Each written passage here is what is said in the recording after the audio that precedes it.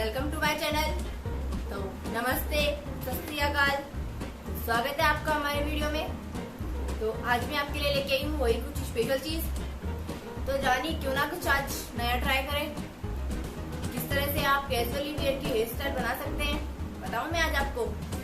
तो उसके लिए आपको मेरे वीडियो से जुड़ा रहना पड़ेगा, मेरे सारे वीडियो देखने पड़ेंगे, मेरे चैनल को सब्सक्राइब करना पड़ेगा, तब आपके पास मेरे सारे वीडियो आ सके।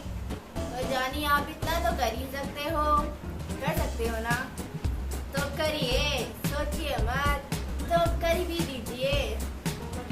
आई नो अब आप कर ही दोगे। तो चलो करते हैं स्टार्ट हमारा आज का वीडियो, आइए।